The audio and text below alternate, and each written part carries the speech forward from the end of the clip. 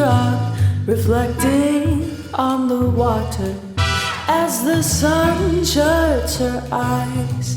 Don't know what you'll uncover. Watch the tide roll in with the moonlight. Everything is silent on this Louisiana night. Hello and welcome. You are joining us for Missing Magnolias. I am Dr. Michelle Janice, and I am with my co-host Scarlett, whose last name I have conveniently forgotten. We are two gingers who are slowly trying to earn back our souls. Today we have with us Holden White. I have to interrupt you. I've been mispronouncing your name this entire time, and you have not said a thing. I've lost my Louisiana card. I feel so much shame. Anyway, you're doing a beautiful job. I'm an introvert, so thank you for taking the lead, and keep going. You're doing beautifully. No problem. One of our goals of our podcast is to raise awareness and to share the light with victims of crime. We want to make sure that we aren't sensationalizing stories and that we are bringing back this central feature of the victim experience. We had a high-profile case here in Lafayette. Holden was victim of a violent crime. He has survived. Thank you, Holden. Welcome. Thanks for having me. I've been using my little platform to bring awareness to my case and then bring awareness to not online dating, but just being careful as to who you meet. Because there's nothing wrong with online dating. I've said to many people before, online dating was not the reason for my incident. It was the person who I met up with. It's been approximately 7 months since my incident, and I'm still doing just fine. Can I just say, I've met with you a few times now, and you probably get this a lot. You're amazing. You're 19. You've got your shit together in the way that most adults don't. You're amazing. Thank you so much for taking the time. I know you're super busy with school. You've got work. In between, you've got doctor's appointments, meetings with the media, the DA. Your life has just blown up since the summer. We've had other guests on who can echo that. They're not really prepared, but then something like this happens and there's a lot of aftermath. A lot of the day-to-day has kind of changed for them in terms of what they have to deal with legally and all of these kind of hurdles. So thank you again for being here. Yeah, of course. I mean, staying busy like this hasn't really been a problem for me. I don't want to be stuck in some little bubble of not doing nothing. That's why I'm just happy that I'm always busy. Took 7 months, but the DA is finally able to press charges for the hate crime. Has it been weird having all of this attention after this has happened? And at this point, it's getting national attention. How has all of that been for you? The attention has been very interesting. That's a word I could put on it. It's been good attention, but it's also been bad. Some people just try to be too much into my area. Basically, they just want to know everything. And I'm just like, you can't know everything. Then there's also the rude people who are homophobic. It's against my views. And once I state like, I don't care what they have to say, their quickest go-to insult is, you should be dead. He should have killed you. You should be dead because of your attitude. If that's what you think, then it is what it is. I mean, I know I'm here for a reason. You can continue on having that mindset, but just know that your mindset's not going to get you anywhere. I seem to say a lot of things that make people upset. And that's another thing that came with like all the popularity of my case, that I was always a very vocal person on what I believe in. And all the people who had opposite views seem to want to comment. And they don't know that I'm the type of person who will respond. I've also gained supporters, but with gaining some supporters, I've also lost supporters because I will still continue to speak on how I feel. Because even before the incident, I was a big advocate for Black Lives Matter, and I'm still an advocate for LGBT rights. I'm so sorry that you have to deal with that. Not only are you a victim of a crime, but there's all of this secondary victimization happening from the community. Could you tell us a little bit about things that have stood out to you, positive or negative? I've had people reach out to me and be like, I went through a similar experience and you inspire me. I've also had people who have went through way worse try to say that my incident was worse, but I know their incident was like 10 times worse than mine. Like some people have like literally been severely traumatized. My incident was bad, of course, but I'm just happy that I'm able to sit here and make people feel better. It's just what my goal was mainly, just to help people get better and realize that they can push on, not to be stuck in some little bubble that they were stuck in. I want everyone to know that they will be okay, no matter how severely affected they were. I'm floored. I can't believe the things that people are saying to you and some of the things that you've said to me outside of this episode, even on an institutional level, doctors and other people that have just said horrible things that we would consider basically victim shaming. And I know you've encountered a lot of that, but you've also encountered with this community in this area, the Lafayette area, a lot of support as well. What's been something that's been really helpful that someone has said or done that's helped you gotten through this experience? The most positive thing was the GoFundMe. When I first left the hospital, I was out of work because I couldn't use my hands. And I had about 300 in my account and I had to make that last. I was like, what am I going to do? I didn't know nothing about the GoFundMe when I first woke up. So I was like, damn, okay, so what am I finna do? And then they're like, so your GoFundMe's reached $60,000. And I'm like, what? And they're like, yeah, we set up a GoFundMe. I'm just like, oh, wow. Okay, so we're going to have everything covered then. We covered every medical bill because since the incident, my GoFundMe has reached $111,000. It's went up $11,000 within the past month. Oh, wow. I'm guessing NBC brought a lot of attention to it. The GoFundMe was the biggest thing, and it's still helping me to this day. Other than the GoFundMe, all the support that I received, I'm surprised that people from all over the world know about my story. I'm just happy that I have all the support. Yeah, a huge part of your story, your sister Faith, my gosh, what she went through when you were in the hospital and what she was able to do and rally, the power of social media and bringing awareness. The media eventually got the FBI on your case. It's just amazing. How is your family doing? For the most part, everyone's doing good. The day of my incidents, my mom stopped drinking. My mom was a severe alcoholic. It's been 7 months since my incident and she's 7 months sober.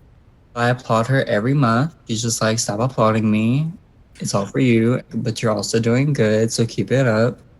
My sister, when the NBC article published, she read it and she cried very hard. No one's traumatized, but my mom is a little bit. It's only because my mom had a severe incident happen when she was younger. She says I keeps on bringing memories of her incident into it, so she keeps on getting emotional about that. How has life been trying to get back into an everyday routine, school, work, friends? Has that been an easy transition? What's that like?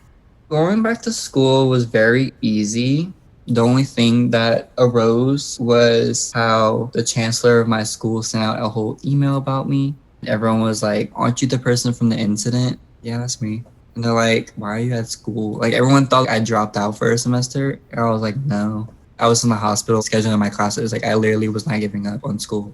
My best friend Maya has been here for a very long time. She was one of the first people that I called. Her mom has been there a lot for me as well. I guess without them, I wouldn't really be having the mindset that I have right now. Getting new friends is a difficulty because people tend to be like, okay, so what happened to you? And I'm just like, I don't want to tell you. That's when that conversation just kind of gets awkward. Well, I guess you're not meant to be a friend if you only want to know about my incident. Working has been very difficult. My biggest complication with working is at the moment, I work at Cane's. We carry around big buckets of lemonade and big buckets of sweet tea. In my wrist, I have a very big, large, massive scar tissue. When I put pressure on it, my whole hand goes numb and pain goes up. I'm just scared to drop stuff and mess up. I'm really just trying to find a job in retail right now. But the biggest problem is they're like, you don't have retail experience, so you can't work a retail job. But I'm like, I've worked in the restaurant industry. I know how to sell items. They're just being difficult. And it's like, how do you expect someone to get retail experience if you won't even hire them? What are you going to school for? I'm going to LSU at the moment. I am a theater major. I'm going to get a minor in education. I'll be able to teach at the college level, which I want to do if acting doesn't work out. I also possibly want to get another minor in English and then another minor in minority history. Oh, wow. You've got it together. It seems like you've got plans going ahead. You're super busy. You mentioned pre-show that part of your process has been dyeing your hair. Right now, you've got some great Billie Eilish yellow, green hair going on that I think you're going to dye probably this weekend again. What advice do you have for other people that are experiencing something similar? And what's been a good coping mechanism for you to push on ahead? Well, Everyone has their own form of a coping mechanism, but I would say if like you have the right mindset to get you one of these, because like literally they do so much for you and you don't even realize it. This is Carl, Holden's cat that he's now cradling like a little baby. Yeah, I've had him for approximately 6 months now. So he came like right after the incident. We got him at 3 months. He's had a very traumatic life as well. He got hit by a car when he was little. I would say get a support animal, and then if you don't want one, then I guess find a way of coping. Coping for me, it's never really been like a difficult thing. My biggest way of coping is dyeing my hair. I talk a lot to my friends, listen to music. I draw on it all the time. I would say just find some sort of coping mechanism, nothing like too drastic. Just find something to help you cope. Is there anything that you wanted people to know about you or your case? Or anything that you haven't said, or some sort of misconception you want to write, or anything like that this platform can help you get out? The biggest thing would be I wasn't jumped. Everyone has this suspicion that I was jumped. I don't know why. I don't know how one person by himself can jump a person, but I wasn't jumped. I was taken by surprise. So much stuff happened that night, and I'm still trying to figure out the order of things. I'm pretty sure I started off with being strangled, but now I'm starting to get the suspicion that I was hit in the back of the head. Because I was hit in the back of the head, I'm just trying to figure out the order of things. That's why I'm ready for court, so I can know the exact order of things happened. So when I first woke up, I asked, was I hit with something? Because I thought I was, and they're like, no, which kind of messed me up, because how are you going to tell someone no if they're still, like, they're literally like asking you? But I was hit with something. I thought at first it was probably from me being thrown so hard in the bathtub that my skull cracked. I've spoken like a little bit with my paramedic, and he said that he found a washed off hammer in the sink. I have a very large bump now in the back of my head from where my skull was bashed in with a hammer. When I found that out, I wasn't surprised because I knew I was hit in the back of the head with something. It just gave me more of a, I don't know how to really say it. It just made me think that Chance was more stupid, and to say it in the most blatant terms. He did multiple different things to try to kill someone, and he failed. I'm just sitting here like, I don't know how he did all these things and still didn't succeed. I wanted to kind of pull in Michelle. We've talked about the Ted Bundys of the world just being statistically so rare, especially that this happened in our community. It's almost confronting, and speaking to Holden directly. How does this make you feel, this kind of statistic anomaly, something so horrible that this guy Chance did in our community? These types of offenders planners are incredibly rare in that way. Individuals who show such different varieties of violence are also pretty rare. To see the degree of grooming is also an uncommon aspect of offending. I am happy to see that this person is currently incapacitated, and hopefully will maintain that way so the public can be protected. We've had offenders before. We've had serial offenders in our community, the Brandon Scott Lavernes, the Derek Todd Lees, who exhibited some similar behavioral patterns to the offender in this case. It is a bit of a relief that this offender was apprehended, hopefully very early in his trajectory of offending. And I just have to say, there's so much resiliency in Holden. The way you talked about the way that you cope, I loved that. You explained all these different ways in which you express yourself. You practice self-care with your hair, with your poetry that you love to read, and then you open yourself up to the people who are safe for you. You found safe places to land, whether it's with your cat or your friends or your family. And that's just really, really impressive, because it sounds like it comes easy to you, and I would bet that for many people it does not. We hold our worries in. We tell ourselves terrible things. We don't offer ourselves safe places, largely out of fear and behavioral patterns. And so I think that you'll be an inspiration to a lot of people just in the way that you are taking care of yourself. Oh, thank you. That means a lot. That's my biggest thing that I wanted with this incident, is just to show people that I'm not affected by it. I mean, of course, I've had my moments where I have gotten sad. Like my most recent one was when I recently went to go see my surgeon. I've told him that like I'm still experiencing like severe like numbness, I got upset because he told me that there is a big possibility that it might not come back.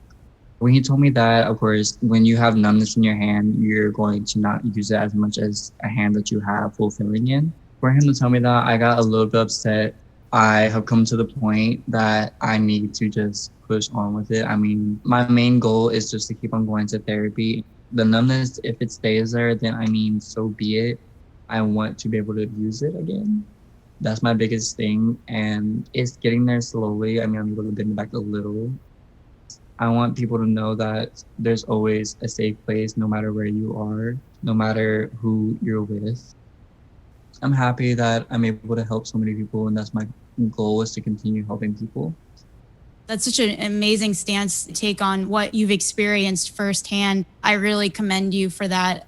Just one other thing that I'd really want to kind of pull into the mix about your case. I'm so glad that they're pushing for the hate crime. I think this is going to greatly affect other people and help anyone else that might experience something like this. It might create some sort of precedence, and also letting people know that a hate crime can happen. It could be a gay offense towards another gay man. I know that some people, even though it's 2021, they may not be able to comprehend that this happens. You can probably speak to that better than anyone. The biggest thing that I have come to realize is that many people, as you said earlier on, that people have thought my case has been very controversial. Just because someone's gay doesn't mean that they can't commit a hate crime against a gay person. That's the same thing as racism, for example. Anyone can be racist. I mean, they have white people out there who don't like being white. That's why I want people to realize that a gay on gay hate crime can happen. But another thing I want people to realize, that even if it wasn't a hate crime or anything like that, there's still no reason why it should have went to the type of extent that it went. This was a hate crime because he had internalized homophobia, and secondly, he had a picture, like he idolized Jeffrey Dahmer. If you go into detail on what Jeffrey Dahmer did, you would realize the type of crimes that he did. And I have people try to argue with me on how Jeffrey Dahmer used to lure gay people because they were easier victims to choose. What people don't realize is that because someone's gay doesn't make them an easier victim. They're gay because they love that type of gender. It doesn't matter if they're gay.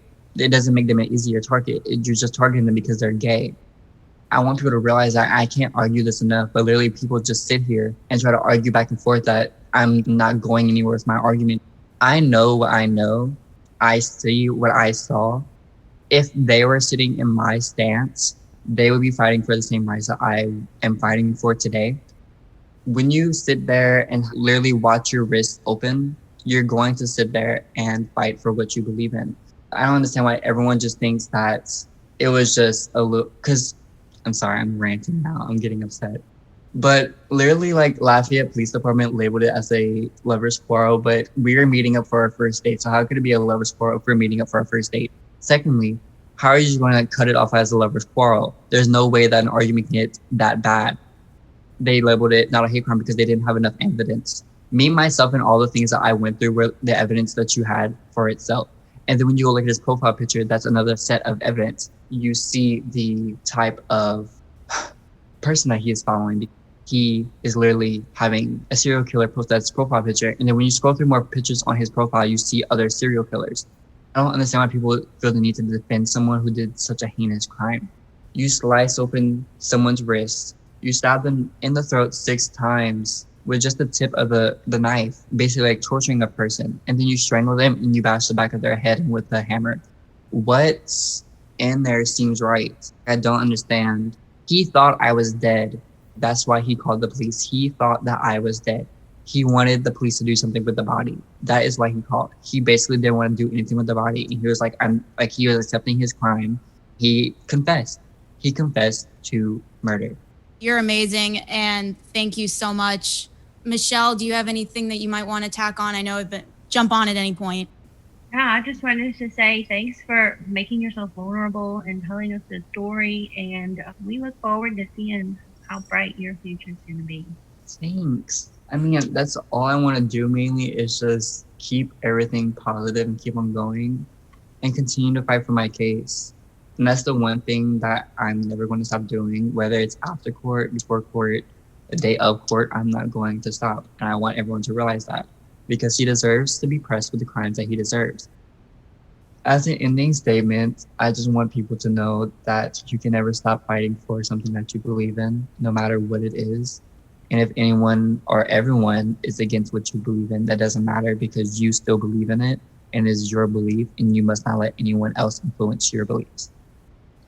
You're awesome. And thank you so much. We're going to be following your case closely. And if you ever want to come back on, please do and update us. Thanks, everybody. Till next time. Keep us updated and thank you again. Hi, thank you.